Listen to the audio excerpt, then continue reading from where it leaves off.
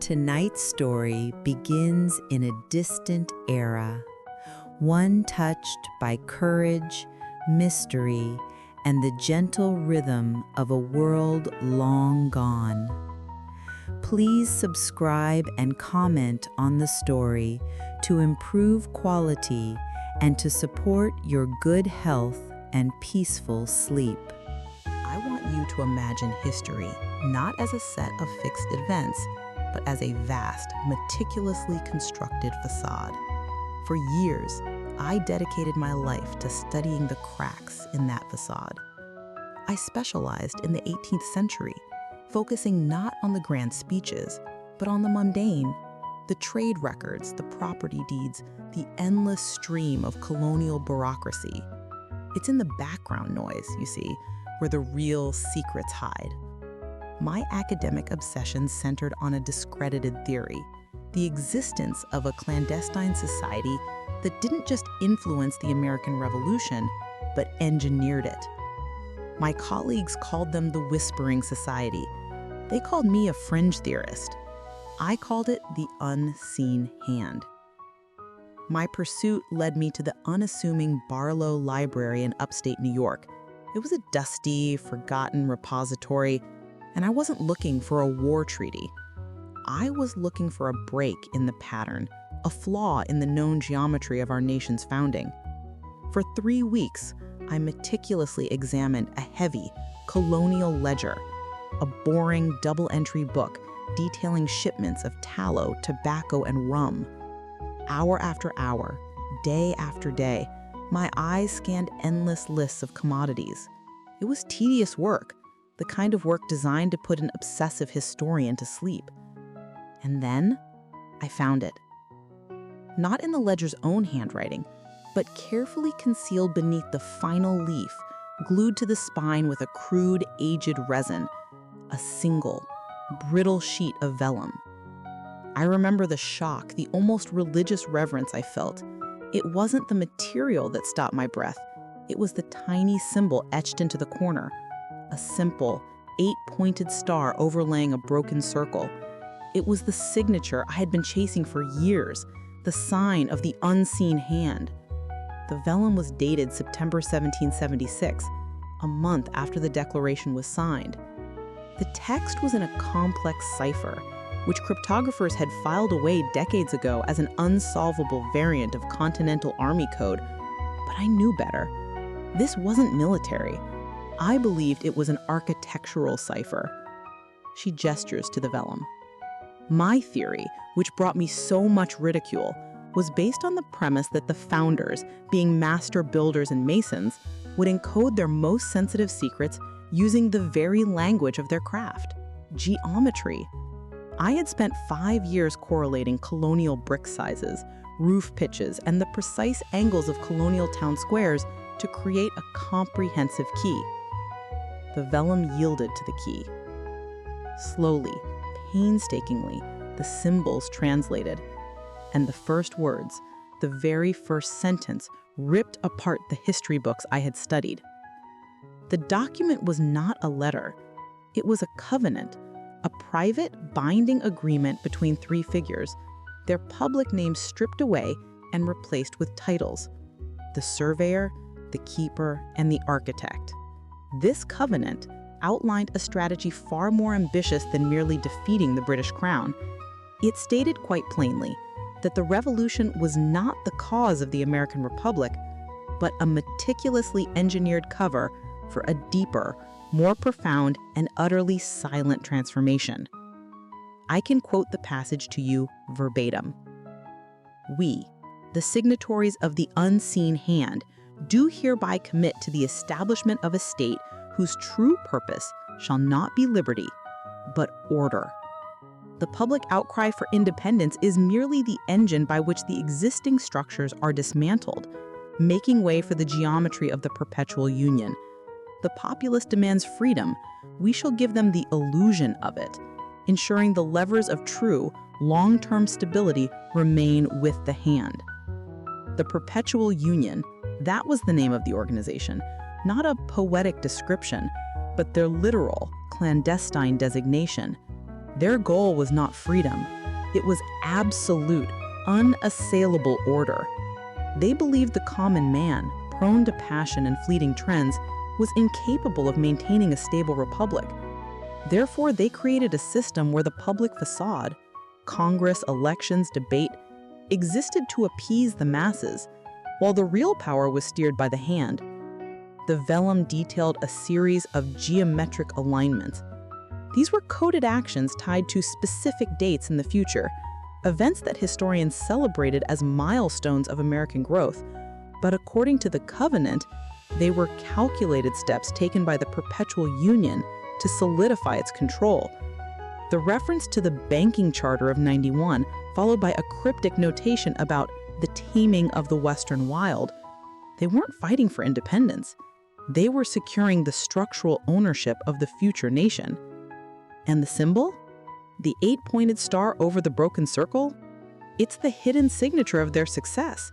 It's woven into the very fabric of the Capitol, into the placement of foundational stones in the original draft of the Great Seal. They won.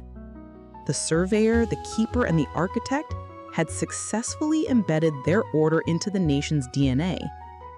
But the most terrifying discovery was the Covenant's final section. The document contained a schedule of future alignments, running well into the 21st century. It wasn't a historical footnote. It was a blueprint for an active, ongoing operation. The final entry? A reference to a global realignment, dated for September 2025. The realization hit me with the force of a physical blow. I wasn't just observing history. I was exposing a secret that someone had gone to great, meticulous, centuries-long lengths to bury. My pursuit had crossed the line from academic discovery to immediate life-threatening exposure. The code of silence that bound the perpetual union was absolute. I knew I couldn't go to the police, or the government, or even the major archives. The union's influence was too pervasive, too deeply woven into the very infrastructure of power. The document felt less like a discovery, more like a trap. The surveyor, the keeper, and the architect were not ghosts of history. They were real, they were organized, and they were coming for the key. I barely escaped that archive with the vellum and my initial translation. The shock of being hunted by an organization that literally engineered my country's birth was paralyzing. But the truth was too important to hide. The unveiling is complete. The secret is out. But the fight for the future has just begun. We must understand how they operated. We must trace the true roots of the Republic and uncover the methods of a whispering society before they can execute their final global realignment. Join me as we now turn to the dark origins of the Perpetual Union and their clandestine methods. This story is not about the past. It is about the future we must save. Dr. Vance looks directly into the camera, a profound challenge in her eyes. Will you continue this journey with me? Running was easy. Hiding was the impossible challenge. After barely escaping the Barlow Library, I realized the full terror of the unseen hand. They weren't just a political machine, they were the very architecture of our infrastructure. Every road, every state house, every municipal record felt like a potential trap set by the successors of the surveyor.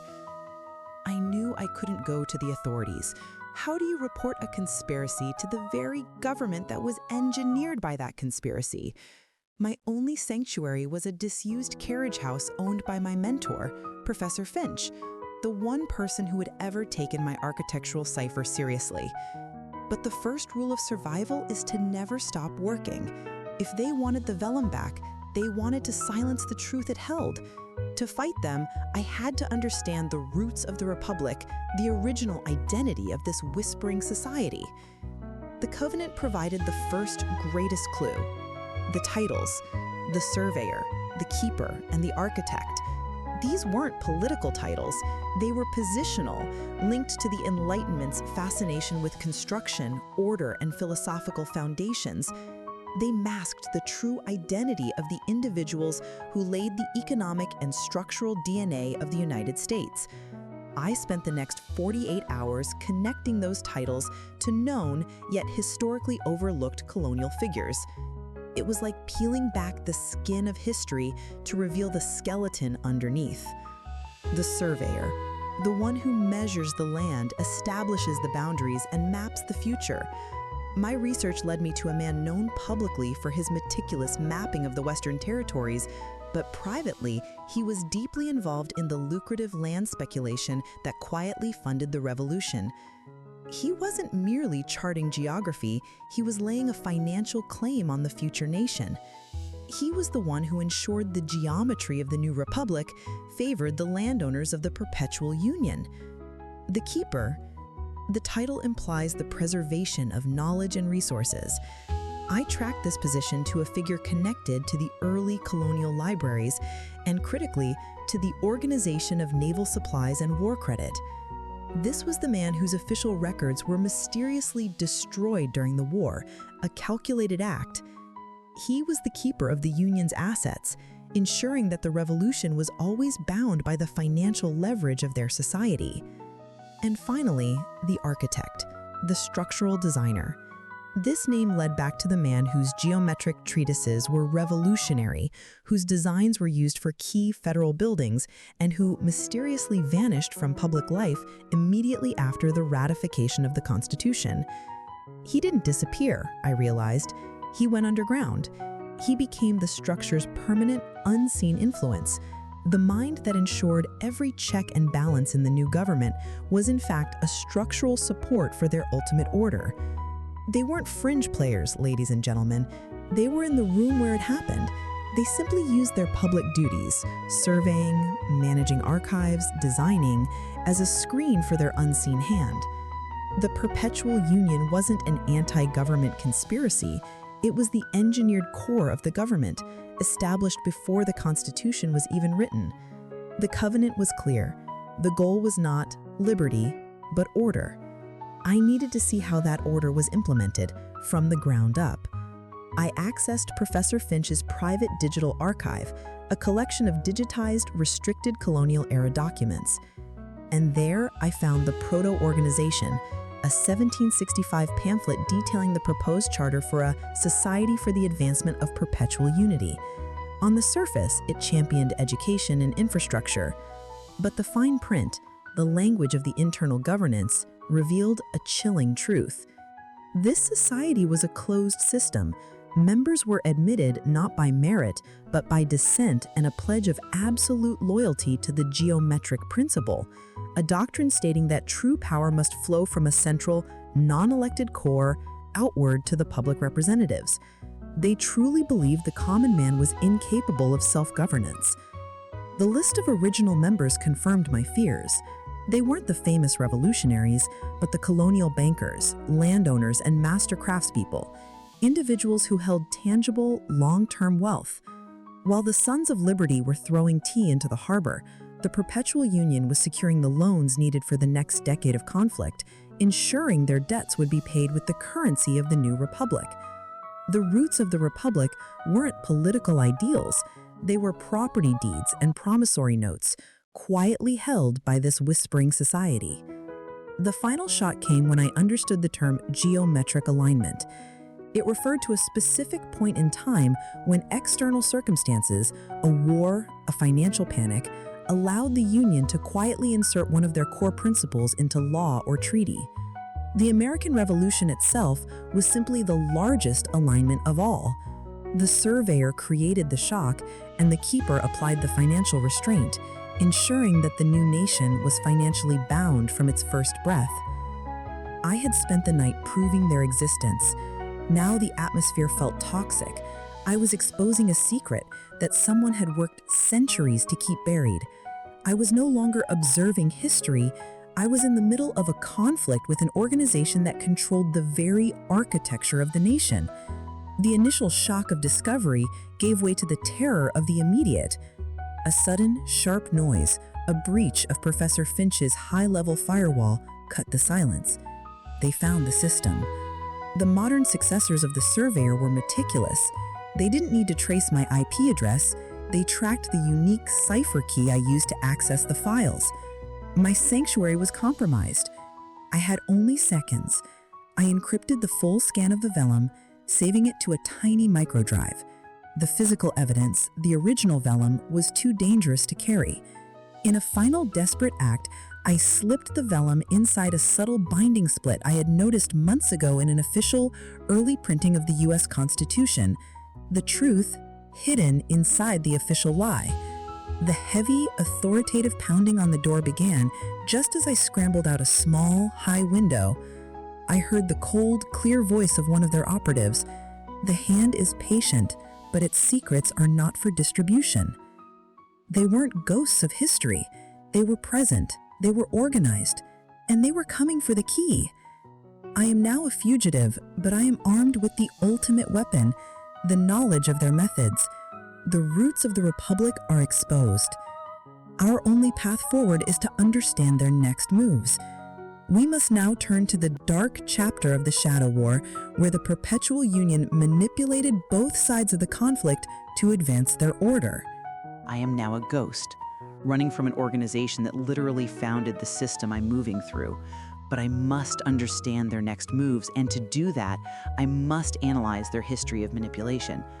The roots of the Republic established that the Perpetual Union's goal was not liberty, but order. The question is, how did they move from a secret agreement in a vault to open warfare? The answer lies in the year 1770, a period history records as the inevitable collision of colonial defiance and British tyranny. The vellum tells a different story. The Union realized that true revolution is not born from reasoned debate. It is born from manufactured crisis. They needed an event so profound, so emotionally raw, that it would permanently sever the psychological bond between the colonies and the crown. They needed a sacrificial shock. This task fell to the surveyor's successor. The surveyor, you remember, was the one who measures the land and establishes the boundaries. But in this context, he measured not terrain, but tension. His job was to calibrate the revolution itself. The city of Boston in 1770 was the perfect laboratory. The Crown's heavy-handed taxes and poorly disciplined troops created the friction. The Union merely provided the accelerant. The surveyor's operatives, the shadow surveyors, were not marking property lines. They were marking the lines of social tension. The customs houses, the military garrisons, and the small workshops of the most easily provoked patriot leaders. My transcribed logs from the vellum are terrifyingly clear on this point. They refer to the tension not as an accident, but as a critical point. One chilling entry reads, "Catastrophe is the greatest catalyst for order. The populace does not adopt a new system based on reasoned debate. They adopt it in the aftermath of terror, when the immediate need for stability overrides the abstract desire for freedom. The geometric alignment requires a sacrificial shock." They arranged for a specific shipment of highly taxed yet vital goods to arrive and be stored at the customs house, the intersection of economic anxiety and military presence. They provided the fire. They meticulously managed the participation of key local agitators, young men who believed they were acting on divine patriotic inspiration. The surveyor's role was not to fire the shot. It was to draw the crosshairs. Once the blood was spilled, the psychological boundary between crown and colony would be permanently drawn. The historical event that followed, the skirmish outside the customs house, was precisely contained. A calculated number of casualties, just enough to incite widespread colonial outrage, but not enough to trigger an immediate, overwhelming British military response that would prematurely crush the resistance. The Union's power was demonstrated not during the event, but after it. They didn't control the message, they controlled the circumstances that generated the message. Immediately following the bloodshed, an entirely separate geometric alignment was executed by the Keepers Consortium, while the colonies were consumed by outrage. The Keeper used the crisis to justify a sudden, massive, and secretive influx of capital into the colonies. Ostensibly, this was to cover the cost of lost goods and property damage. But the fine print, The hidden terms only revealed in the vellum stipulated that repayment was conditional upon the establishment of a unified central banking authority in the future republic. They weren't offering aid, they were securing the financial soul of the nation. The surveyor created the shock, the keeper applied the financial restraint. This was how the Whispering Society operated. They used emotional turmoil to execute geometric financial precision. The American dream was being built on a foundation of manufactured outrage and debt. The most shocking part is that this calculated tragedy set the stage for the next critical alignment, the Constitutional Convention of 1787. The Union used the fear of anarchy, the fear that events like the one in 1770 could spiral out of control, to convince the nation that a strong centralized government was necessary. The surveyor's map of social tension perfectly predicted where and when the first sparks would fly. And now, the modern Union is employing the same precise calculations. I was focused on the historical crime, but I failed to account for the immediate danger. I was tracing the historical sparks when the modern surveyor's successors traced me. They breached my sanctuary, the carriage house, as I was confirming the link between the 1770 shock and the global realignment prophecy. They didn't need physical evidence of the covenant, they needed to eliminate the one person who understood the architectural cipher. They are experts in the shadow war, a war of intelligence, misdirection, and engineered confusion. They control the narrative. By the time I escaped, the modern hand was already moving to discredit me, weaving a cover story of academic breakdown and national security risk. I am now a fugitive, but I am armed with the knowledge of their past betrayals. To secure my survival and find the allies who can help me complete the translation of the covenant. The next crucial step in their plan was formalized in secret in the city where independence was declared. We must now uncover the deep-seated allegiance that bound the founders of the unseen hand. The first sparks of the revolution confirmed that the Perpetual Union engineered the crisis. They didn't want the war to win independence. They wanted it to create the chaos necessary for the establishment of their order. But to maintain that order for centuries, they needed more than just a financial scheme. They needed an absolute, unyielding law of internal conduct. They needed a code of silence. My journey, and my escape, led me to Philadelphia, the city of brotherly love, the crucible of liberty. It is also the city where the architects of the unseen hand formalized their silent takeover. I spent precious, agonizing hours deciphering a particularly dense, ritualistic block of text on the vellum, the section that detailed the Union's internal law. I quickly realized the cipher key had changed. It was no longer based on the geometry of the land. It was based on the geometry of the law and the very materials used in the construction of the original Philadelphia State House, what we now call Independence Hall. The Union didn't just meet in Philadelphia, they built their code into the city itself. Every letter correlated to a specific type of marble, a certain mortar mix, or a particular species of wood used in the construction of their meeting place. It was a cipher that was literally embedded in the physical foundations of the Republic. She leans forward, her voice dropping to a near whisper. The text, once translated, revealed the Philadelphia Compact. It wasn't a policy document, it was an oath, a blood oath. It read, "We submit our will to the eternal geometry of order. The compact is life. The compact is law. No human bond of blood, of marriage, or of faith shall supersede the silent commitment to the perpetual union. The secret is the nation's foundation, and the code of silence is the mortar. To speak is to crumble the walls. To crumble the walls is to incur the full, unyielding force of the hand." This was not a political agreement, it was a religious creed. The compact demanded total submission, ensuring that their progeny and successors, the lines of the surveyor, the keeper, and the architect, would prioritize the union's long-term goal of order above all public duty, personal gain, or morality. This explained the organization's terrifying longevity. It wasn't just genius, it was indoctrination across generations. The threat was absolute. The code of silence wasn't enforced by fear of public exposure. They controlled the public narrative anyway. It was enforced by a chillingly pragmatic system of internal justice. A betrayal of the compact resulted in the erasure of all record, the dissolution of all assets, and the permanent removal of the individual from the geometrical structure. They could make you disappear, not just from life, but from history itself.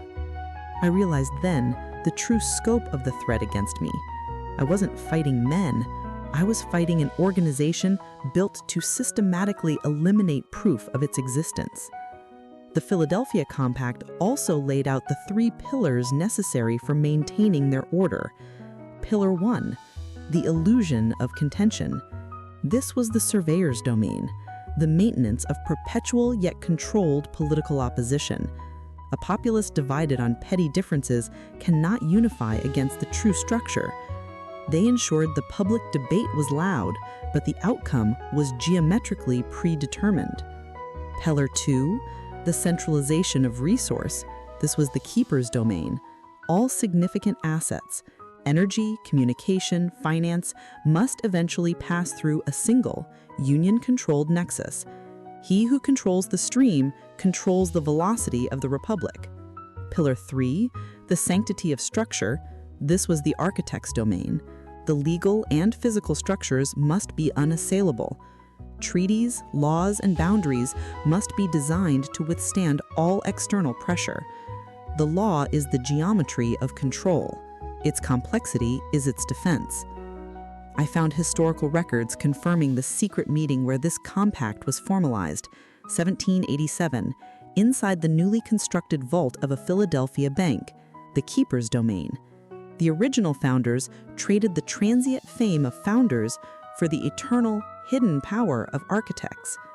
She closes her eyes for a moment, recalling the simulated scene. They were not monarchs. They were stabilizers, ensuring the levers of control remained hidden. Their signatures on the bank's ledger were their public acknowledgement. The vellum was their true compact, sealed with a blood oath.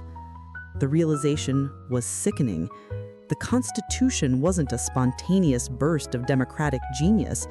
It was the meticulous culmination of a pressure campaign where every concession made by the delegates was a fulfillment of the architect's blueprint for a centralized, unassailable order. They weren't building a government of the people. They were building a cage in which liberty would be contained. Her attention snaps back to the present. I spent too long researching the past in Philadelphia. I failed to account for the modern union's efficiency. They knew the historical significance of the city. They anticipated my logical move. They didn't need physical surveillance. They used the city's infrastructure, the modern architecture. A geofenced alert from Professor Finch's compromised network confirmed it. The modern hand was closing in on the train station where I was briefly hiding. They weren't using horses and spies. They were using surveillance feeds and algorithms. They had learned from their past to use the structures of the present. I realized I couldn't hide the truth. I had to fracture it. The code of silence demanded the elimination of all records. So I took the encrypted scan of the vellum and split the file into 6 different pieces, each with a separate randomized password. I uploaded the pieces to 6 different non-sequential locations on the dark web, the only space outside their predictable geometry. I created a fractal truth. They would need 6 global cyber teams, 6 different compromises, and 6 decryption keys to piece together the full Philadelphia Compact. They can erase one historian, but they cannot purge the distributed truth. The final, chilling echo of the compact was heard as the train station alarm sounded. They had found the physical location, but the spiritual victory was mine. I had exposed their allegiance. I am now alone, a ghost running against a centuries-old organization that controls the very architecture of the nation. But the truth is now scattered, a handful of sparks thrown into the wind. The code of silence is broken, but the fight is just beginning. To survive, I must understand how they used the conflict itself to further their goals. I am running from an organization whose absolute code of silence I have just shattered. I am a ghost, but I am armed with the Philadelphia Compact, the oath that confirms their entire purpose is order, not liberty. To survive, I must fully comprehend their methods of control. History remembers the American Revolution as a simple binary choice, patriot versus crown. But the Covenant reveals a horrifying truth. The war was not a clash of ideologies. It was a complex theater of operations controlled by the Perpetual Union. They didn't care who won the battles. They only cared that the outcome ensured their geometric order. The period immediately following the first sparks of 1770 became the Shadow War. The Union's goal was not to ensure victory for either side, but to create a specific strategic vacuum. They needed the war to drag on long enough to bankrupt both the British Crown and the colonial governments, but not so long that a foreign power could gain an economic foothold. They required a prolonged, destabilizing conflict that would leave the victorious American colonies desperate for the centralized stability offered by the keeper's loans and the architect's structure. My deciphered communication logs from 1780, a peak year of Revolutionary War tension, prove this calculated cruelty. These logs, attributed to a sub-operative of the surveyor, detail intentional manipulation of military intelligence. One entry reads, "The northern forces are stalled. London must believe their victory is still assured to prevent a total withdrawal. Therefore, the surveyor mandates a coordinated series of false logistical intercepts in the Carolinas. This will draw the focus south, deplete their resources, and generate maximum public discord among the colonists regarding patriot leadership. The goal is exhaustion, not conquest." This wasn't patriotism. It was calculated cruelty. They were prolonging the war intentionally, using both sides' resources to fund their own agenda. The false intercepts guaranteed the war would continue, while simultaneously weakening the public trust in George Washington and the Continental Congress. Public opinion was their lever. They actively manipulated the supply lines. They would occasionally sabotage British stores to keep the Continental Army in the fight, but more often they engineered delays and failures in Patriot supply chains. This kept the Patriot armies perpetually starving and dependent on private credit. Credit, of course, furnished by the Keeper's Consortium. The Shadow War was ultimately an elaborate, high-level financial and real estate scheme disguised as a fight for independence. The Union's members, disguised as loyalists, sold their land to the Crown at a nominal loss during the war, only to buy it back post-revolution at a fraction of the price using the leverage of the new federal currency they helped establish. They weaponized the war economy. The Shadow War wasn't patriot versus loyalist. It was the Perpetual Union feeding both sides just enough rope to hang themselves with, ensuring that the new republic was born not in liberty, but in debt. Debt owed directly to them. The modern Perpetual Union relies on the same strategy. Instead of coded letters carried by horses, they use encrypted communication and global finance. Their modern loyalists are not spies. They are highly placed agents who control the flow of information and capital. I exposed their historical methods, and now I am being hunted by the contemporary successors of the surveyor and the keeper. they are moving faster than I anticipated. They have already launched a surgical strike against the digital fragments of the truth I scattered, attempting to delete the data and enforce the digital code of silence. They are using sophisticated AI to identify, isolate, and eliminate the fragments. I had to change the battlefield. I left the city and headed into the rural areas, the regions outside their immediate, centralized geometric alignment. I left a piece of non-critical, misleading data, a false intercept pointing to a ghost vault in another state. I used the surveyor's own tactic against his modern successors. They specialize in predictable order. I must specialize in unpredictable chaos. The shadow war of the 1770s was fought with muskets and debts. The shadow war of the 2020s is fought with information and doubt. I have exposed the betrayal of the loyalists and the financial manipulation of the war. Now, the final lesson is clear. To beat the hand, I have to predict their influence on the greatest figure of the era, the man they desperately needed to contain. I must now uncover the general's burden, how the perpetual union leveraged the single most virtuous man of the time to solidify their power. I am running from the successors of the unseen hand, armed only with the knowledge of their past betrayals. Having exposed their cynical manipulation during the Shadow War, I had to focus on the single most significant element in their design, George Washington. The Perpetual Union recognized that true chaos was the enemy of order. The greatest risk to their plan was not the British Army, it was the potential for the fragmentation of the American cause.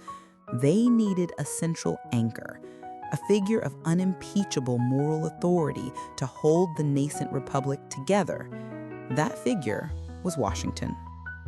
The historical truth, uncovered in the coded logs of the Covenant, is that the Union did not seek to bribe Washington, they sought to contain him. They leveraged his greatest strength, his integrity, as his biggest liability. The persistent, near-paralyzing starvation and lack of funding for the Continental Army during the war, which historians usually blame on the weakness of Congress, was in fact a calculated success of the Keepers Consortium. By keeping the army perpetually on the brink, Washington was forced to appeal not to the chaotic Congress, but to private individuals, the wealthy merchants and bankers who, unknown to him, were the core members of the Perpetual Union. The Union's operatives, under the guise of patriotic land agents like the successor to the surveyor, would deliver emergency gold directly to the general. They required no public documentation and asked for no political favors in return. They simply fed his integrity, ensuring he felt the crushing personal burden of keeping the army alive. This psychological leverage was brutal. The more Washington shouldered the financial responsibility of the war, the more indebted he became, not in a literal sense, but in a psychological one, to the very men who would later guide the creation of the Constitution. We didn't bribe him, we enabled his integrity. The general believed he was saving the country through his personal sacrifice. The Union knew he was merely securing their geometric structure. They needed Washington to bridge the massive gap between the chaos of revolution and the discipline of a new nation. He was the perfect, indispensable architect's anchor. Even his final, grandest gesture, retiring after the war, was anticipated and managed. The Union needed him to step away from power so that the structure, the Constitution, would be seen as the ultimate authority, not the man. This was the ultimate general's burden. But the containment didn't end with the war. It intensified. The Union ensured chronic, slow-burn financial pressure on Washington's personal estate at Mount Vernon. His debt, usually attributed to bad crop years or land speculation, was engineered according to the coded logs. A chilling communication from the keeper's successor in 1795 detailed the strategy. The general's need for capital must be maintained at a level that guarantees his attention. We must prevent total failure, but prohibit total success. The debt acts as the binding agent. It ensures his compliance with the architect's agenda for the new federal city. Washington wanted the nation's capital to suit regional balance, but the perpetual union needed the capital, the physical anchor of their geometric order, to be located precisely on the Potomac, on land heavily controlled by the surveyor's family and their associates. They used his perpetual debt, the general's burden, to ensure he lent his name and his immense reputation to the final, crucial alignment, the establishment of the capital city. The architect designed the city's physical geometry, the keeper secured the land ownership, and Washington provided the unassailable legitimacy. The entire nation was born out of a sustained, high-level psychological operation that weaponized the best man in the room. The modern union is using the same technique: leverage my reputation to discredit me. The general's burden was integrity, mine is credibility. By painting me as a national security threat, they contain my message. By freezing my bank accounts, which they did the moment I left Philadelphia, the modern keeper is applying the same suffocating financial pressure they used against Washington. They rely on me moving predictably, logically, according to the structure they put in place. They expect me to head straight for Washington, D.C., the physical core of their order, to prove my claims. That is the trap. The covenant taught me that the Union's entire strategy is based on geometric alignment. They expect me to follow their lines. The only way to survive is to move outside their lines, to seek out the places they disregarded, the places outside their geometry. I have come to the American heartland, far from the central structure. I found a small, old church, an unassuming structure built far from the major cities and the Union's obvious influence. I am seeking new allies, people who are fundamentally skeptical of centralized power, people who live on the fringes. My research into the burning of the archives revealed that even the original architect, the founder of their system, was forced to rely on external, unaligned people for his own safety. He secretly trusted an anti-centralist woman who founded a community organization near the archives. I must now trust the ghost of the architect and the principles of the woman he admired. I have sent an encrypted message to their modern-day successors, the Anna Foundation, a group of people who fundamentally reject the notion of a central hidden hand. My academic life is over. My financial resources are gone. My knowledge of their history is the only currency I have left. The general's burden taught me that the greatest weapon against the Union is not military force, but moral defiance, something they can neither buy nor leverage. The war for the Republic is not over. It has merely moved across the Potomac and into the forgotten heartland. The next phase begins with the most critical historical event in the Union's timeline, the internal conflict that exposed their first fatal flaw. Join me as we uncover betrayal and the burning of the archives, the catastrophic failure that provides the key to our survival. I am safely inside the perimeter of a truly unmonetized space, a community outside the immediate surveillance of the modern unseen hand. My mission is to survive long enough to meet the Anna Foundation, the descendants of the forgotten. To do that, I must find the single greatest weakness in the perpetual Union's centuries-old geometric order. I've learned that the Union survived the revolution and contained the general's burden because their structure was flawless. But even the strongest buildings have fault lines. My analysis of the covenant indicated the first major schism, the first crack, occurred in 1845. This historical event is the key to my present survival. The code of silence demanded absolute submission, Yet the pressure of such immense hidden power was bound to crack someone. The fault line appeared not between the Union and the outside world, but between two of their own leaders, the incumbent architect and the keeper's successor. By the 1840s, the Union had become too successful. The keeper's line had become deeply invested in the burgeoning industrial economy, the railroads, the textiles, the physical structures of modern wealth. He saw the Union's financial power as limitless. He wanted control of the visible economy, abandoning the subtle manipulation of the shadow war for overt economic dominance. The architect, however, was a purist. He feared that greed and public exposure would corrupt the original geometric principle of long-term hidden order. He wrote a chilling dissent. The keeper's greed threatens the sanctity of the compact. His desire for immediate, tangible wealth is corrupting the geometric principle. This will expose the hand. The solution must be severe. She holds up the charred material, an echo of the past. The architect realized that the Union's greatest strength, its secrecy, was housed in its most vulnerable location, the Central Archive. A secure but ultimately physical repository in Washington, D.C., containing every financial ledger, every coded communication, and every single signed oath since 1776. The paper trail of their explicit early alignments was complete. The architect chose betrayal not against the Union's goal of order, but against the keeper's methods. He knew that if the archives were ever compromised, the keeper's financial network would be exposed.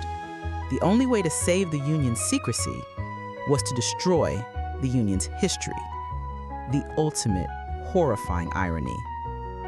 In 1845, the architect orchestrated the burning of the archives. It was a massive, catastrophic fire that historians simply recorded as the accidental loss of early federal records. They had no idea the fire was an act of internal cleansing, a schism between order and opacity. She closes her eyes, visualizing the historical scene. The keeper's loyalists arrived too late, watching helplessly as the physical heart of their history went up in flames. The architect watched from a distance, understanding that he had just performed the greatest sacrifice for the Union. I have preserved the compact, keeper. Power lies in silence, not in paper. You will now be forced to rebuild the order from memory, guided by the principle, not by the record. The flame was the ultimate code of silence. The fire achieved its grim goal. It eliminated the paper trail of their earliest, most explicit alignments, forcing the Union to become even more decentralized and hidden. It was a structural rebirth. However, the architect did not trust his rivals. He was a man of foresight. Before the fire, he performed one final secret act of defiance. Unseen by the keeper's men, he deposited a small, fire-resistant ceramic box into a deep, protected well near the burning structure.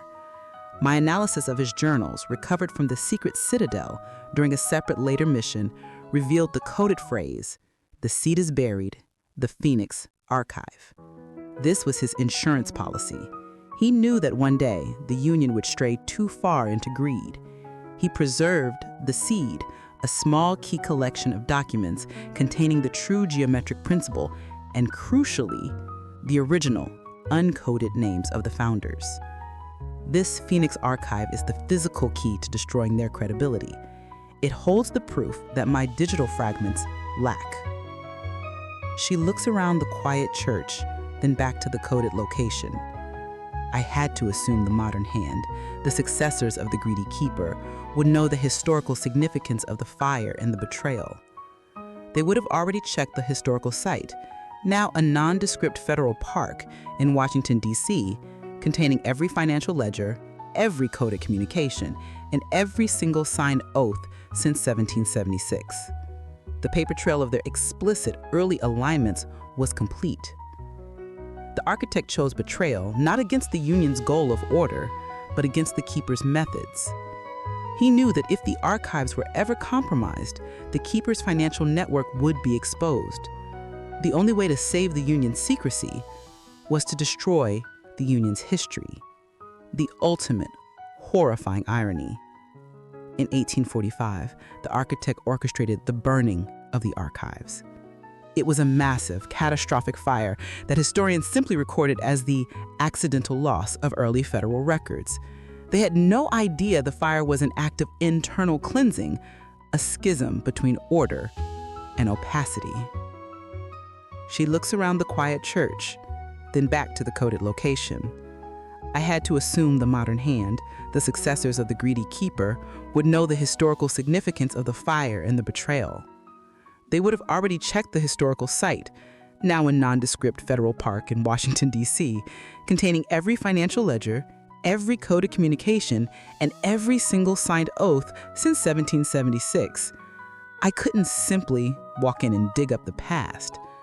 The architect's true genius was not the hiding place, but the guard. He chose the location because of its neighbor, a small, nearby organization founded by a woman named Anna Gray. Anna Gray was an unaligned, ideological enemy of the Union, a staunch anti-centralist who championed community self-governance. The architect ensured that a sympathetic anti-union entity was nearby, ready to guard the archive unwittingly. I couldn't retrieve the Phoenix archive myself. I needed help. The help of those who fundamentally reject the notion of a central hidden hand. The modern successors to Anna Gray, the Anna Foundation, are now my only hope. They are the inheritors of the forgotten founders, the true counterpoint to the Union's order. She closes the segment with her firm resolve. Betrayal saved the Union in 1845 by destroying its records. My betrayal of the Code of Silence by distributing the truth must now save the Republic. I must trust the ghost of the architect and the principles of the woman he admired. I am now heading west toward the Great Divide to meet the descendants of the forgotten founders, the last decentralized network that lies outside the perpetual Union's perfect geometric control. Our success depends entirely on our ability to utilize the knowledge of their past betrayals. I am running toward the Great Divide, the historical edge of the perpetual Union's power, to meet the one group they deliberately excluded from their structure. I have exposed the betrayal of the architect and the crisis that led to the burning of the archives. Now, I must capitalize on the Union's single greatest ideological flaw, their profound institutional inability to recognize the power of the unmonetized. The perpetual Union's strength lay in its rigid geometric order. They were men of finance, of surveying, of law, everything that could be quantified, centralized, and controlled. But their weakness, their Achilles heel, was their supreme hubris. They believed that anything outside their structure, anything that could not be leveraged for a loan or controlled by a land deed, was insignificant. This oversight led them to completely ignore a vast, powerful, and essential network of individuals, the forgotten founders.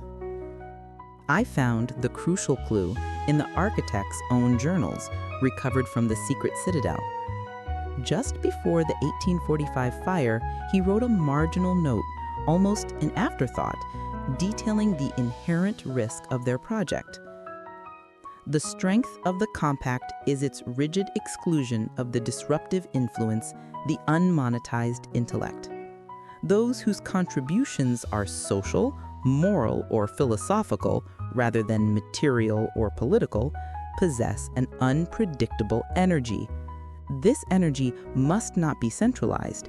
It must remain scattered, non-geometric, and thus powerless against the hand. He was speaking of the women, the community organizers, and the unaligned philosophical thinkers who ran the economy of the home and the hidden network of communication during the Shadow War. The Union's operatives, the shadow surveyors, were looking for military ciphers, financial ledgers, and official documents. They never thought to look in a recipe book or a needlework sample. Yet, the women of the Revolutionary era, the wives, sisters, and mothers of the famous patriot leaders, were the invisible infrastructure. They moved critical intelligence, smuggled vital supplies, and maintained morale using networks based on personal loyalty and kinship, the exact opposite of the Union's rigid centralized geometry. I found a specific coded letter from a Patriot leader's wife detailing a critical supply route through Loyalist territory. The route was coded with simple domestic terms: my cousin's needlework, my mother's recipe. The Union's hubris, their belief that only their order mattered, was why these forgotten founders were never successfully silenced. They were beneath the notice of the powerful. The greatest philosophical threat to the perpetual Union was not anarchy, it was community. This history is the key to my survival today. The modern hand, focused on global finance and high-tech surveillance, would make the exact same mistake. They are looking for sophisticated hackers and financial whistleblowers.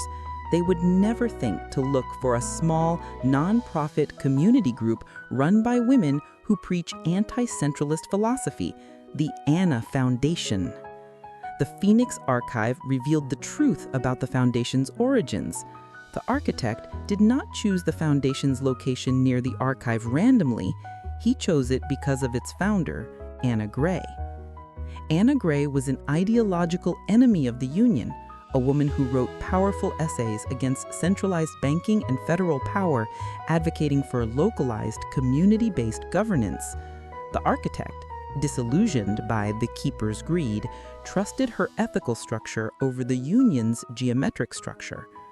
In 1846, the architect gave Anna Gray a simple carved wooden dowel, a key with the 8-pointed star of the Union carved on one end, but with a crack running through the circle, the symbol of the flawed order.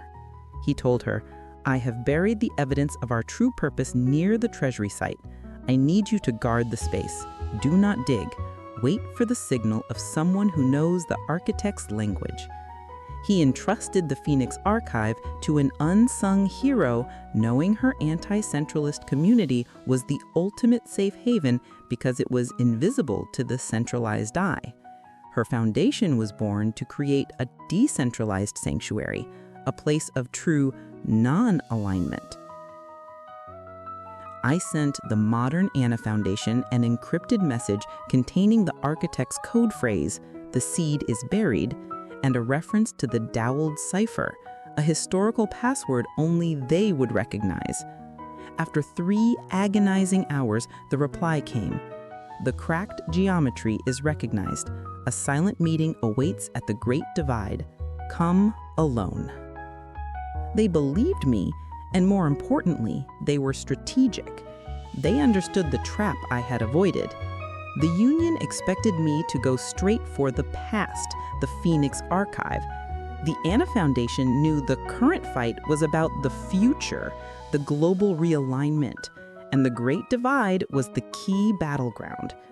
I realized I was no longer a lone academic fighting a conspiracy. I was heading to a meeting with the forgotten founders' successors, the last decentralized network that lay outside the perpetual Union's perfect geometric control. I have to move fast. The Union's digital forensics team has already published a paper officially debunking my architectural cipher as a fringe academic hoax. They are sealing the intellectual divide, attempting to erase me from the scientific record before I can even speak. The code of silence is becoming absolute.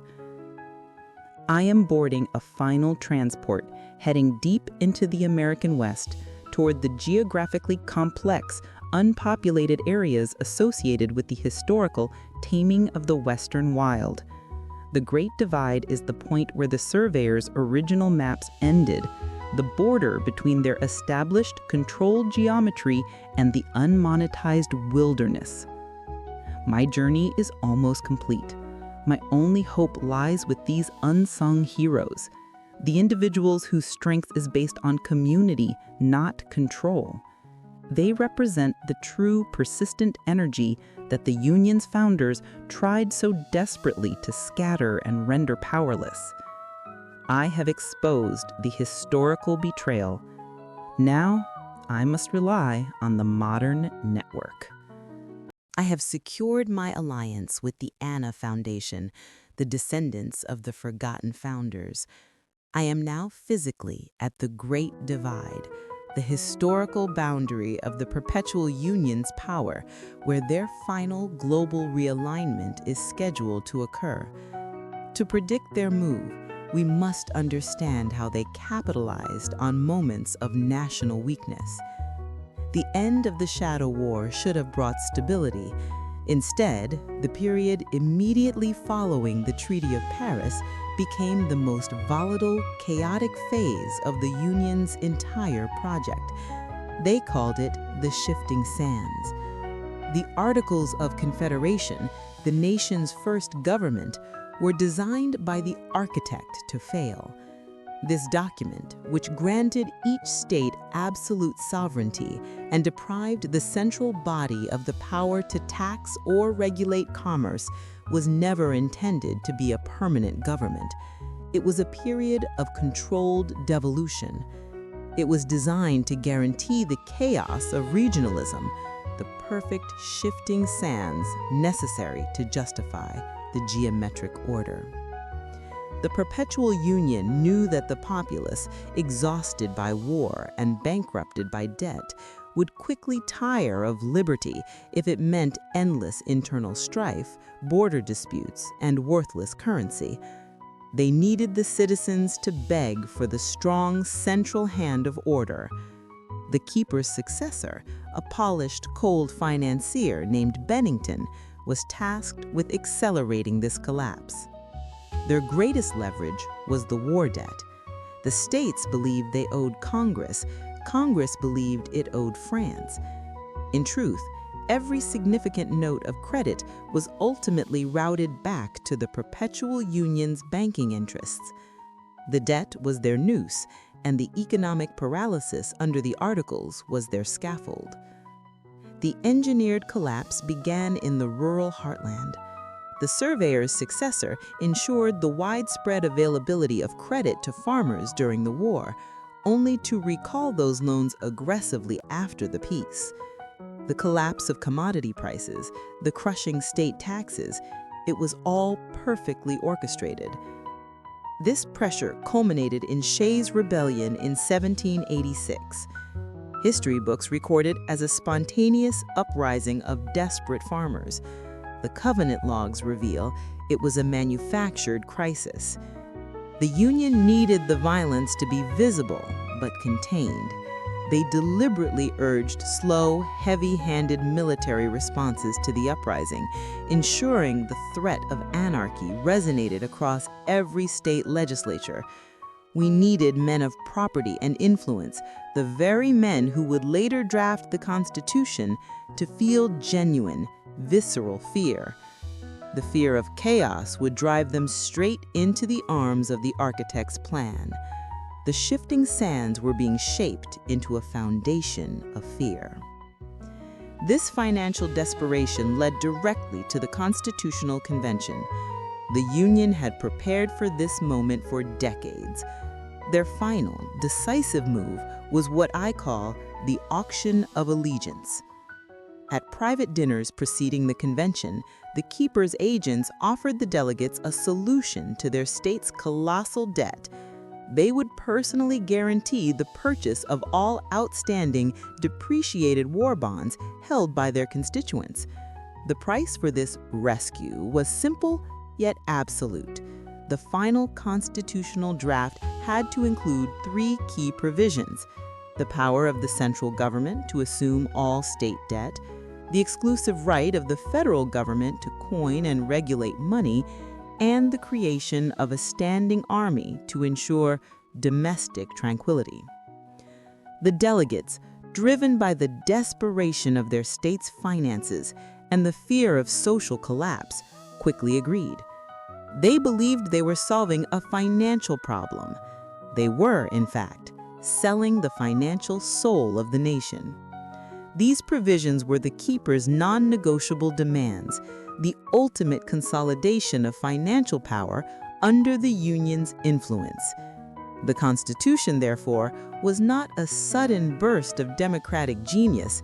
It was the inevitable conclusion of a 7-year pressure campaign.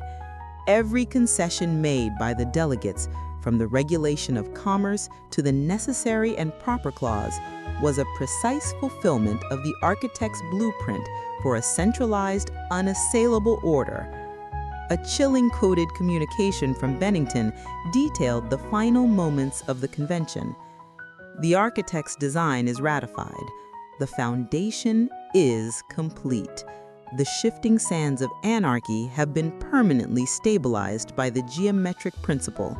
We have secured the levers of power without ever having to solicit a single public vote. The populace celebrates liberty. We celebrate ownership. The power struggle wasn't between Federalists and anti-Federalists. It was between the American people and the perpetual Union. They used the post-war chaos to convince the nation that true freedom required a cage built from law, debt, and the fear of anarchy. This analysis is vital because the modern Union is using the same tactics today, globally. They are orchestrating economic anxiety and fueling political division, the modern shifting sands, to push for their global realignment. They need a moment of maximum fragmentation to justify the ultimate centralization of power. My research into the Phoenix Archive revealed a critical coded phrase linked to the Great Divide location: the line of true westward survey. This confirmed the physical nature of the location. The Great Divide, more than just a name, it's the point where the surveyor's original 18th century land survey stopped, the border between the established, controlled eastern states and the unmonetized Wild West. It's the physical edge of their geometric control. The Anna Foundation, the descendants of the forgotten founders, understood this immediately. They are now using their network to prepare for the final confrontation at this historical boundary. The perpetual Union's control was solidified by exploiting division. We must now understand how they perfected that skill through the greatest schism of all.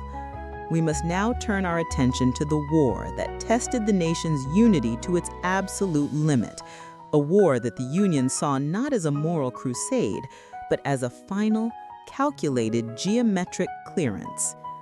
Join me as we uncover the era of division, cracks in the Union, the final cynical manipulation that gave the perpetual Union its absolute financial supremacy. I am now standing at the Great Divide, the historical boundary of the perpetual Union's established power.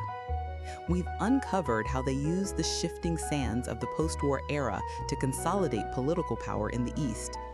But for the Union's geometric order to be truly perpetual, it had to expand. It had to claim the entire continent. The westward expansion that followed was not a natural, pioneering ideology. It was a meticulously planned geometric alignment. The perpetual Union saw the vast, untamed American West not as wilderness, but as an unmapped canvas for acquisition. The final destruction of the Articles of Confederation secured the centralized government they needed. Now they needed the raw resources to back their centralized currency. She gestures to a digitized pre-Louisiana Purchase survey map from 1802, marked with the surveyor's symbols. This map, retrieved from the Phoenix Archive, is terrifying proof. It predates official U.S. surveys. It reveals the true foresight of the surveyor's successors. While President Jefferson was debating the constitutionality of the Louisiana Purchase, the Union already had a comprehensive geological and resource survey of the entire territory. They knew precisely what they were buying and why.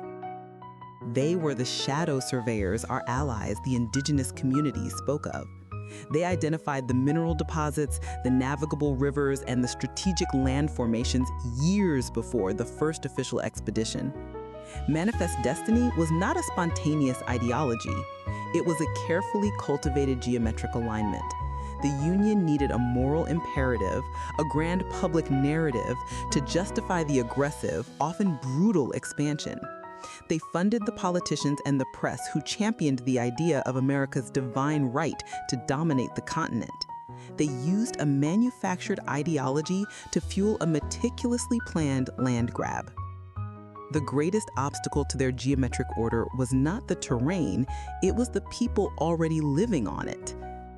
Her tone becomes grave, focusing on the human cost. The indigenous populations represented a fundamental anomaly in the Union's design. Their communal land tenure systems were incompatible with the geometric principle of private centralized ownership. The Union could not tax, leverage, or seize resources from land that was collectively held. My deciphered log from 1830, detailing communications regarding the Indian Removal Act, states that this action, though lamentable for public optics, was a necessary geometric clearance for the extraction of resources and the establishment of true American order. The Indian Removal Act was not just about seizing territory, it was about eliminating a competing system of land ownership, the unmonetized system, that directly contradicted the Union's core tenet of centralized control. They weren't just displacing people, they were enforcing their geometric philosophy onto the very landscape. The price of progress was genocide, justified by a manufactured destiny. She shifts focus to the financial infrastructure. The subsequent economic booms were all meticulously managed. The California gold rush was not merely a stroke of luck, it was a managed resource extraction. The keeper's successors provided the initial capital for the mining equipment, the transportation, and the boom towns. They ensured the gold flowed directly into their financial institutions, securing massive new loans for the federal government. The Transcontinental Railroad was the ultimate geometric alignment of the 19th century. It physically stitched the continent together, fulfilling the architect's vision of a unified, controlled structure. But the cost was immense federal debt, financed entirely by the Keepers Consortium. The land grants along the railway's path were not incentives, they were the geometric arteries for the Union's future control. A memo from the Keeper's successor in 1862 confirmed this. The construction of the iron spine will create an undeniable conduit for capital and influence. The debt incurred by the Union will be repaid tenfold by the consolidation of resources along this new central axis. The Wild West will become the Ordered West, monetized and managed. The railroads weren't about connection, they were about creating a centralized network of control for the vast resources of the continent: timber, minerals, agriculture, all flowing into the financial systems controlled by the Perpetual Union. The price of progress was the wholesale exploitation of natural wealth funneled into private hands through massive federal debt. Her tone becomes highly urgent, bringing the history to the present. This history is critical because the modern Union is replicating this pattern at the Great Divide. This area is the historical edge of their control, and they have chosen it for their final global realignment. The modern Union no longer deals in gold and railroads, they deal in data and energy. Look at the new infrastructure here. Massive data centers, experimental power plants, and high-speed communication hubs. These are the modern settlements. The global realignment isn't about land, it's about controlling the very flow of information and power that sustains the 21st century. It is the culmination of centuries of westward expansion, the final act of monetizing the unmonetized, transforming the last vestiges of freedom into structured, controlled order. The Anna Foundation has confirmed that the Union is clearing this area, just as they did with the indigenous tribes. They are eliminating the anomalies, the local landowners, the independents, the unaligned. This region, once the edge of their control, is about to become its new impenetrable center. But in their arrogance, they have missed one thing. The Phoenix Archive holds the proof that their final structure is flawed. The architect's blueprint for the global realignment is now in our hands. The price of progress for the Union, I am confident, will be the loss of their hidden order. We have exposed the cynical roots of the westward expansion. We understand the financial mechanisms. But to find the final flaw in the architect's blueprint, we must analyze the greatest, most devastating crisis of all, the war that divided the nation and gave the Union its absolute financial control. I am now at the Great Divide, hours away from the final confrontation with the perpetual Union. The westward expansion taught us that the Union's goal was to monetize the entire continent. But by the 1850s, the Union's geometric order faced its most devastating internal threat: deep structural division. The North, built on fluid capital and industrial labor, and the South, rooted in fixed land and agrarian debt, were economically incompatible. This division, this schism, was a dangerous anomaly that threatened to tear the structure of the nation apart. The Perpetual Union saw this not as a tragedy, but as a final monumental opportunity. Their goal was not to heal the nation. It was to eliminate the incompatibility of the two systems. The South's agrarian, decentralized economy was the last major impediment to the Union's total centralized financial control. The Civil War was a forced, violent, and utterly successful strategy. The price of consolidating the Union's economic geometry was 620,000 lives, all sacrificed to eliminate a competing economic model and make the nation universally subservient to the keeper structure. She shifts focus to the Union's greatest wartime maneuver. War always creates debt, but the Civil War created the debt that defined the modern global financial system. The Union's greatest wartime alignment was the National Banking Acts of 1863 and 1864.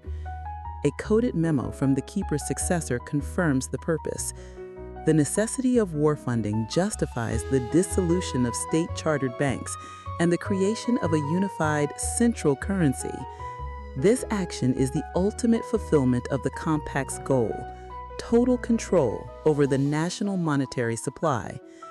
The Union-aligned banks were the primary purchasers of the massive new federal bonds issued to fund the war.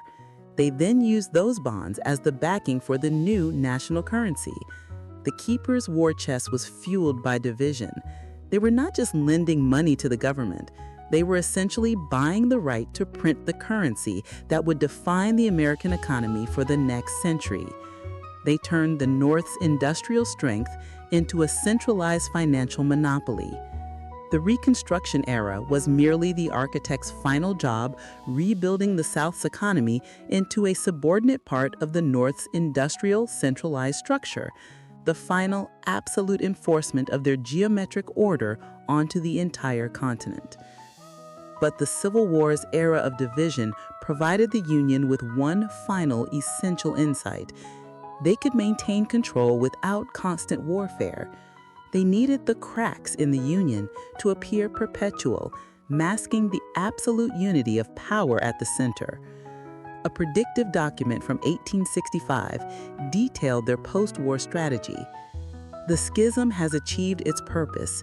For the next century, the nation will avoid civil war, but will rely on continuous controlled cultural and political division. The Union must maintain an illusion of deep, unsolvable partisan conflict to prevent the populace from uniting against the true structure. The new era of division will be psychological, not military.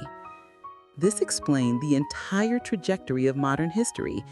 The Union wasn't fighting a war of bullets. They were fighting a war of perception. They needed the cracks in the Union to appear perpetual, ensuring the populace was too fragmented and exhausted to ever focus on the unseen hand. Her tone becomes highly focused, linking the past to the imminent threat. The modern Union is using this final psychological strategy to push for the global realignment. Instead of North versus South, it's political division, economic disparity, and cultural strife.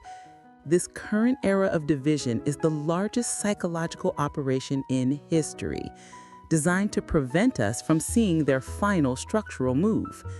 The Anna Foundation has translated the final architect's blueprint. The Global Realignment is the 21st Century National Banking Act, designed to control global data and energy, the new world currency. The pervasive division ensures that when they enact this final structure, the public will be too fragmented to resist. They will beg for order. The blueprint revealed the most critical piece of information. The structural input for the final alignment is tied to the historical line of true westward survey, this very location, the Great Divide. The Union is going to physically enact a symbolic unification here on the historical fault line to finalize their global control. The bunker alarm flashes red. The Union's forces have breached the perimeter. The time for history is over. The era of division is ending, and the final order is about to begin. They engineered the cracks in the Union to justify their structure. We must now find the final weapon that can create a structural fissure in their perfect system.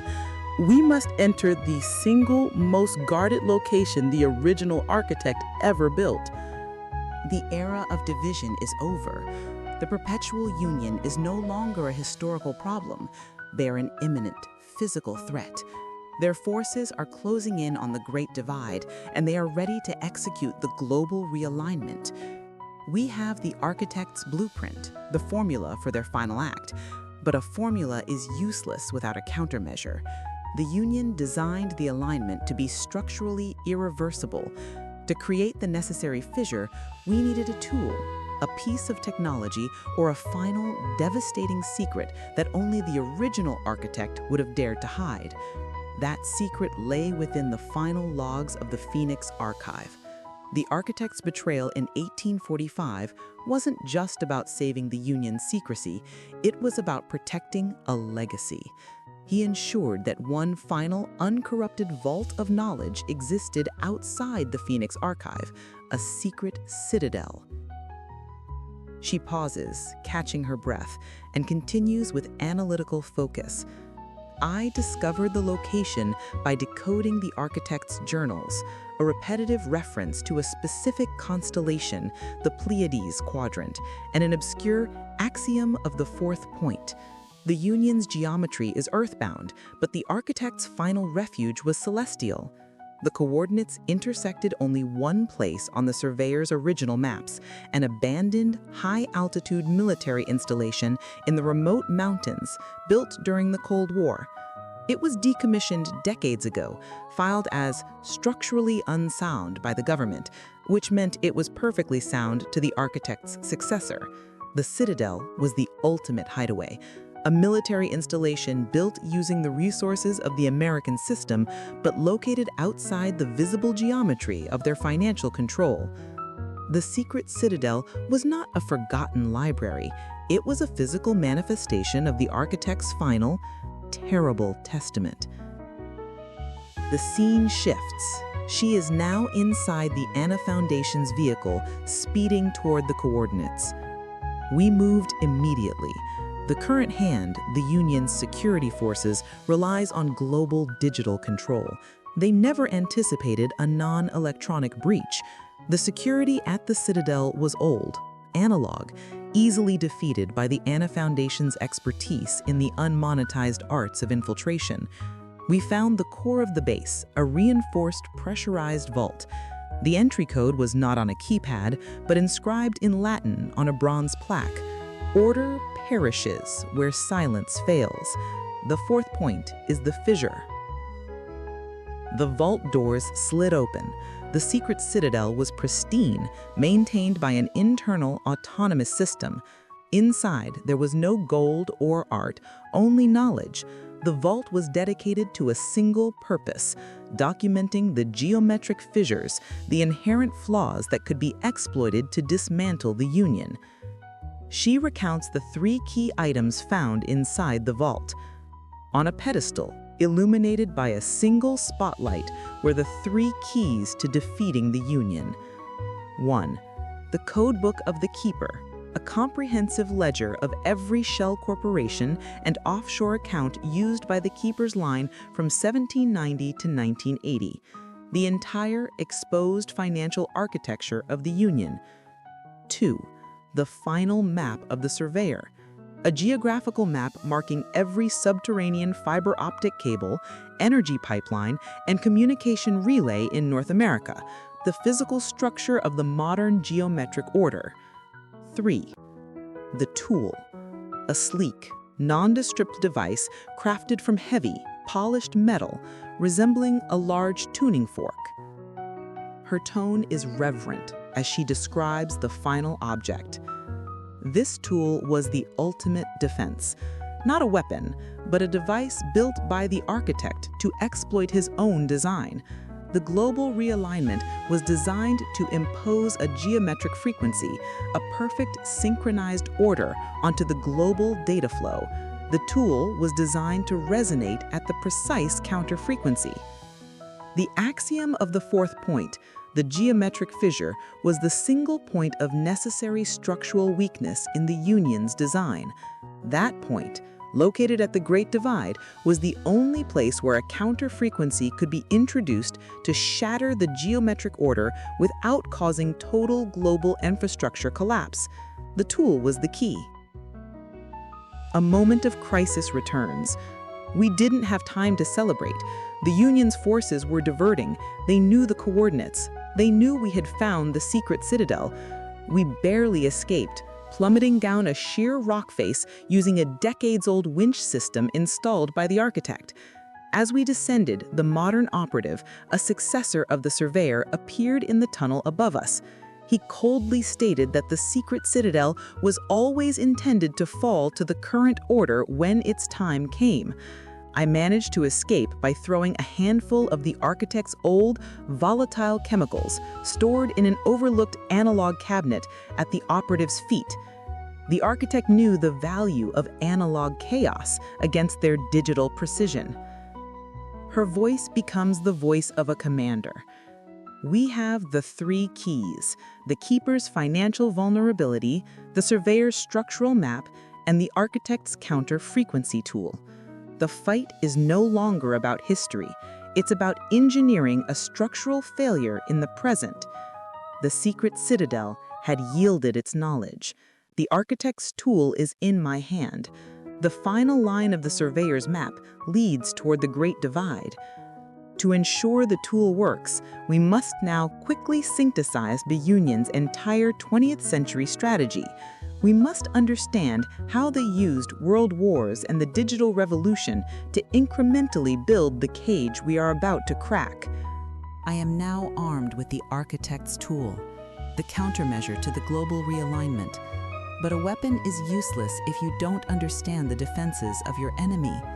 The perpetual Union spent the 19th century consolidating national control. The 20th century was about establishing global influence and constructing the invisible cage of the modern digital world. The 20th century was marked by 2 world wars, a Cold War, and a technological explosion. The Union saw these events not as historical tragedies, but as massive, necessary geometric alignments, global extensions of the financial strategies they perfected during the American Civil War. Part 1. The Global Schism, Leveraging World War Debt. The first step in their 20th century strategy was to create a global schism, a deep economic division that would ensnare the entire world in their debt structure. My financial logs from the Keeper's line, recovered from the Citadel, confirm their cynical goal: to ensure that the victor of the world wars was permanently indebted to the global financial structures they controlled. They created massive international dependencies. During World War I, the Union-aligned banks provided crucial but highly leveraged loans to the Allied powers. The subsequent treaties, though publicly about peace, were structurally about economic infrastructure. The surveyor's successors ensured the treaties created massive international financial dependencies, debt structures that crossed national lines, binding global economies together under the Union's subtle influence. World War II was the execution of the same template but on a grander scale. They allowed the global resentment built after WWI to fester. The very cultural division they perfected in America now projected globally. The subsequent war allowed them to fund the ultimate structural alignment, the creation of the post-war international financial and political institutions. The formation of the World Bank and the International Monetary Fund, or IMF, were the ultimate fulfillment of the keeper's ambition. These institutions, ostensibly designed to promote global stability, were actually created to impose a centralized international financial control system that precisely mirrored the American national banking system, a system they owned. The echoes of the past were deafening: debt used to eliminate economic competition, and the fear of global chaos used to justify the final centralization of global power. The Union's success in the 20th century was not military, it was the quiet, systematic installation of their financial geometry on a planetary scale. Part 2. The digital geometry, the Cold War alignment. Once the financial structure was in place, the Union turned its attention to the digital structure. The Cold War was the perfect smokescreen. While the public focused on rockets and ideological threats, the Perpetual Union quietly built the digital geometry that would control both sides. The Union did not fear communism, they feared decentralized information. The surveyor's final map, which I recovered from the Citadel, is the proof. It meticulously details every subterranean fiber optic cable, military communication relay, and research facility in North America. The Union guided federal and private investment into the creation of the early internet backbone, the satellite communication grids, and the foundational software that would manage global financial transactions. The key technological leaps, the shift from analog to digital currency, the rise of algorithmic trading, were all orchestrated by Union-linked entities. They ensured that the global digital structures would be inherently centralized, allowing them to exert geometric control over the new economy. This was the ultimate evolution of the architect's vision. The old geometry used stone and steel. The new geometry used code and frequency. The final global structure would be invisible, unassailable, and total. The surveyor's legacy in the 20th century was building the physical framework, the iron spine of communication for the 2025 global realignment. A chilling coded memo from a Union operative in the early 2000s detailed the final planning. The digital schism is complete. The populace is divided by endless targeted information streams, the new era of division. The final alignment is scheduled at the moment of maximum digital fragility. We will unify the global financial system under a single, central algorithmic authority, the keeper's ultimate legacy. The tool is the only known countermeasure. The echoes of the past confirm the danger. The 20th century was the slow, deliberate construction of the global digital cage. The Great Divide, the historical edge of their control, was chosen as the activation point because of its unique geological and infrastructural confluence, the perfect junction of the old physical structure and the new digital geometry. Part 3. Synthesizing the countermeasure, the architect's fissure. We are almost at the Great Divide. The time for analysis is over. The time for action is now. The Union's entire strategy, past and present, is a lesson in leveraged crises. They created the problem, then sold the solution. Our countermeasure must exploit the one thing their perfect geometry cannot tolerate: unpredictable, distributed anomaly.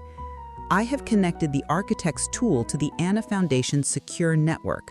The global realignment relies on 3 synchronized inputs: the financial trigger, the political crisis, and the structural frequency transmitted through the divide's communication hubs. We cannot stop the first 2, but we can corrupt the third. The architect's tool is designed to leverage the Union's own infrastructure. We won't bring our own power, we will tap into theirs. We will use their geometric structure against itself. I am inputting the final critical variable into the tool, a sequence derived from the architect's Pleiades quadrant reference. The architect knew that the only way to crack perfect geometry is to introduce a flaw based on natural chaos, something outside the man-made order. The Pleiades quadrant is a pulsing frequency based on the natural decay of a distant star. It's the ultimate chaotic anomaly. The echoes of the past have led us here. The architect's tool is synthesized and ready. The global realignment, the perpetual union's final structural move, is imminent. Below us, the modern forces of the unseen hand, the successors of the surveyor, are massing. The tower is not just transmitting data. It is transmitting the geometric frequency, the sound of their order being imposed onto the world's digital networks. Every wire, every joint, every steel beam is part of the final structure. We have minutes to introduce the axiom of the fourth point, the counter frequency, directly into the main array, at the top. We found the utility access, a simple hatch at the base of the tower, but it was secured with a modern bio-lock. The final riddle began there. The lock required a specific retinal scan, but inscribed on the metal frame was a Latin phrase: "The vision of the surveyor is limited to the line." The lock was a trap set by the original architect for his own arrogant successors. The modern hand would use a digital key. The original architect secured his final structure with analog vision. I used a high-definition scan of the original surveyor's retina, the exact pattern of the blood vessels of his eye retrieved from the secret citadel. I projected that pattern onto the lock's sensor. The lock clicked open. The final riddle was simply recognizing that the past always holds the key to the future. I ascended the interior of the tower. The air grew thick with the humming geometric frequency. The structure itself was vibrating with power. We reached the antenna array room, the core of the global realignment, and there, waiting for us, was the modern architect, Dr. Helena Kane, mid-40s, cool, intellectual, and utterly devoted to the compact. She knew we would come. She knew the original architect left an insurance policy, the axiom of the fourth point. But she had turned that policy into her final trap. She stood next to the main transmission console, which was protected by a shimmering, humming force field. She told me, to deactivate the field and access the array, you need the last key. The original architect encoded it into the structure of this very room. He left a final riddle, a proof of worthiness.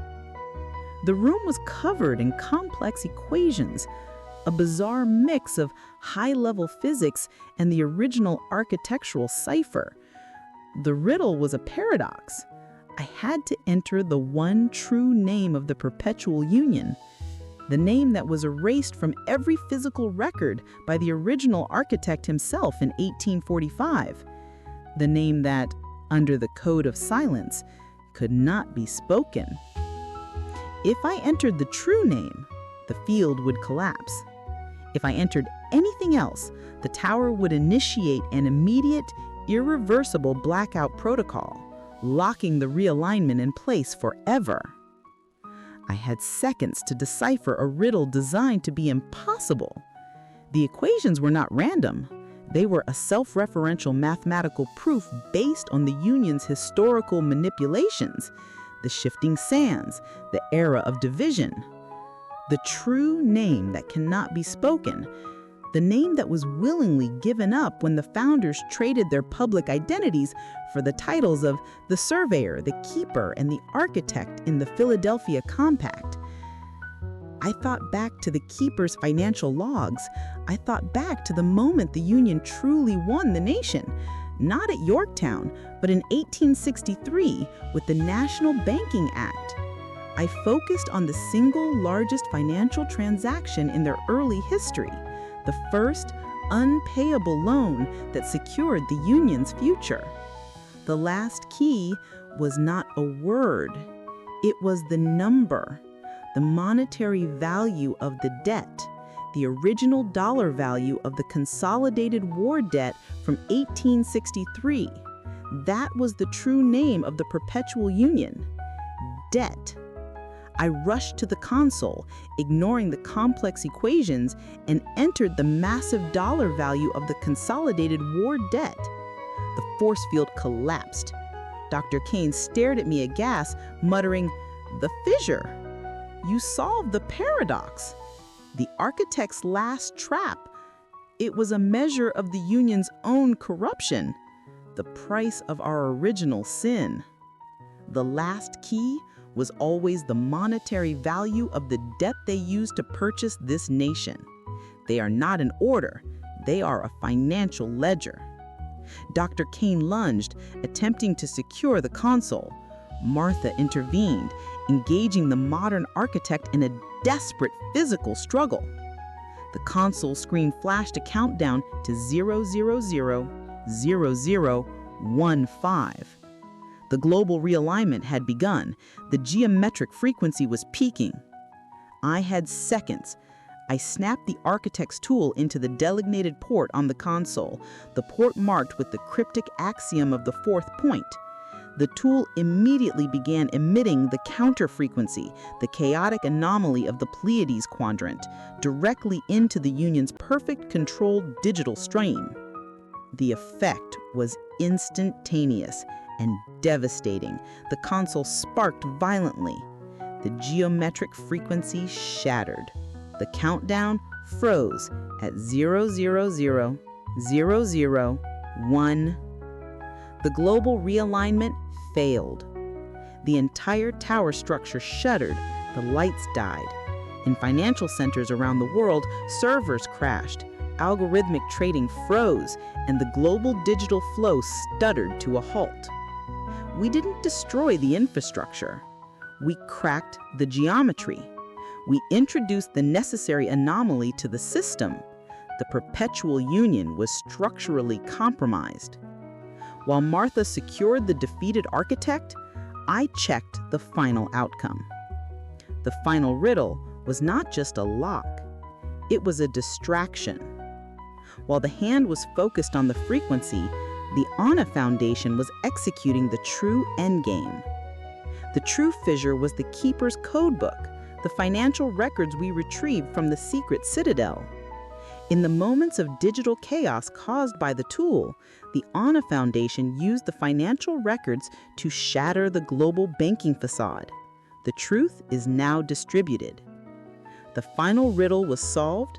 The last key was turned. The perpetual union was exposed. The echoes of the past are over, and the future is finally uncertain. The unseen hand is revealed. But the fight has not ended. It has merely moved from the shadows to the light. The unending duty now belongs to us all. 2 days have passed since the global realignment failed at the Great Divide.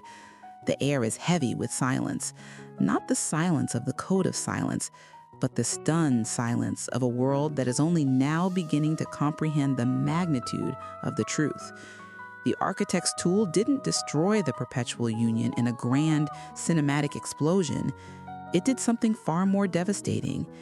It introduced the geometric fissure, a calculated burst of chaos into their perfect controlled system.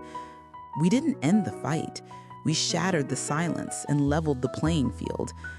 The immediate aftermath is a spectacle the Union never allowed history to record. The world is watching the agonizing collapse of the hidden order. The simultaneous failure of the global realignment and the release of the financial records from the Keeper's codebook, the data we retrieved from the secret citadel, caused a global paralysis. The world's stock markets are frozen. Algorithmic trading has stopped, and major financial institutions are under immediate investigation. Key political figures around the world, linked through the Union's financial geometry, are resigning amidst irreversible scandal. The hand is revealed for what it truly is: a terrifying, interconnected web of bankers, politicians, and media moguls whose singular loyalty was to the compact. to order through debt. The public is not witnessing a failure of capitalism. They are witnessing the exposure of a systemic, centuries-long financial manipulation. The Philadelphia Compact, the original blood oath, is now public. The truth, once released, is irreversible. The fear that the Union cultivated, the fear of anarchy, is now turning on them as the public realizes the true anarchy was the unseen order itself. We have broken the structure, but the fight is not won. The perpetual union is not destroyed. They are simply retreating. The surveyor's security and intelligence network remains highly organized and dangerous. They are going underground, preserving the seed of the union. The geometric principle, that ingrained belief in their own superiority and necessity, still exists in the minds of their operatives. The fight for the past is won, but the fight for the future has only just begun. Our victory at the Great Divide didn't bring peace. It brought an unending duty. The Anna Foundation and I are now working on the next phase, ensuring the new reality is permanently decentralized. The union's power was built on centralization, a single, unassailable financial and political center. Our duty is to use the truth to build a structure that cannot be corrupted by any single hand. The Phoenix Archive is now dispersed and safe, its knowledge secure in dozens of unaligned locations.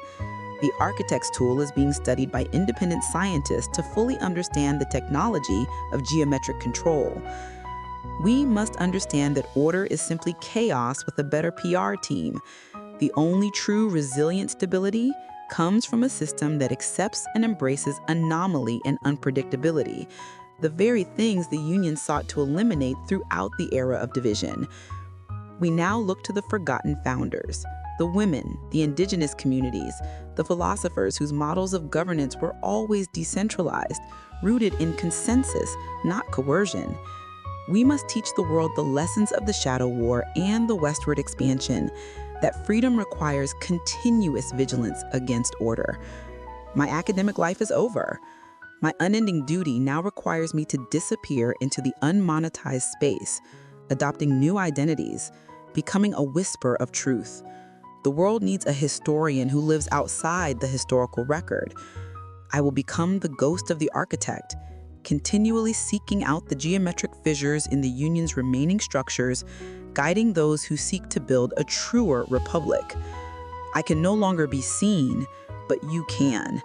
The perpetual union drew the straight lines of our history. Now it is your job to draw the anomalies. My story, from the unveiling of the lost document to the deciphering of the final riddle, is complete. The baton is now passed to you. This is your unending duty, your personal call to action. 1. Decentralize your knowledge and demand the truth. The Phoenix Archive provided the proof. Do not allow the Union's propaganda machine, currently in chaos, to regroup. Demand the complete, unedited release of all documents exposed by the financial data. Do not rely on centralized news sources for validation. Their silence is often the loudest proof of the hand's influence. Seek out decentralized, independent sources of truth. 2. Decentralize your trust and unit the anomaly. The Union engineered the era of division to exhaust you. They relied on you fighting each other.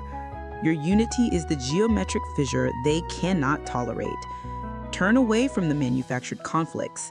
Find common ground with your neighbor, regardless of their background.